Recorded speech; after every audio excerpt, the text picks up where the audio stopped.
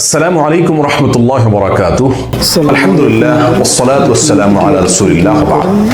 সুপ্রিয় দর্শক শ্রোতা ভাই বোনেরা, আমাদের জীবনের যে কোনো গুরুত্বপূর্ণ কাজে, যে কোনো গুরুত্বপূর্ণ সিদ্ধান্তে আমরা যদি চূড়ান্তভাবে সফলতা নিশ্চিত করতে চাই, তাহলে দুটি কাজ করতে হবে।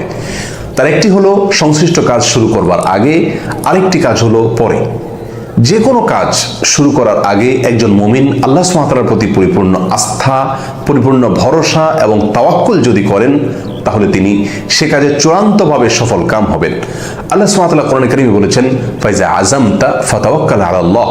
যদি কোনো কাজ করার ব্যাপারে তুমি ভেবে চিন্তে সিদ্ধান্ত গ্রহণ করে থাকো, তাহলে আল্লাহ সুবহানাহু ওয়া তাআলার প্রতি ভরসা করো, আস্থা রাখো, তার প্রতি ন্যস্ত করো তোমার সংশ্লিষ্ট কাজের সফলতাকে। অন্য আয়াতে তিনি বলেছেন, ওমান ইয়াতাওয়াক্কাল আলাল্লাহ ফাহুয়া হাসবুহ। যে ব্যক্তি আল্লাহর প্রতি ভরসা করবে, তাওয়াক্কুল করবে, আল্লাহ তার জন্য যথেষ্ট হয়ে যাবেন।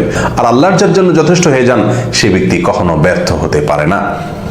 আর সংশ্লিষ্ট কাজ শেষ করার পরে যে কাজটি করতে হবে তা হলো, সে কাজের যেই ফলাফলই আসুক না কেন, সেই ফলাফলে সন্তুষ্ট থাকতে হবে।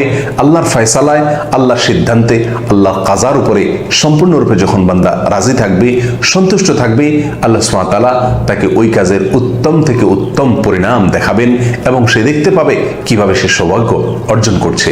সুতরাং যে কোনো কাজ করার আগে এবং ভেবে চিন্তে পরামর্শ করে ইস্তেখারা করে সিদ্ধান্ত গ্রহণ করার পরে আল্লাহর প্রতি পরিপূর্ণ আস্থা রাখতে হবে, ভরসা রাখতে হবে, তাওয়াক্কুল করতে হবে এবং নিশ্চিত থাকতে হবে যে আল্লাহ সুবহানাহু ওয়া তাআলা আমার জন্য কল্যাণের ফয়সালা করবেন, কারণ আমি তার উপরে ভরসা করেছি।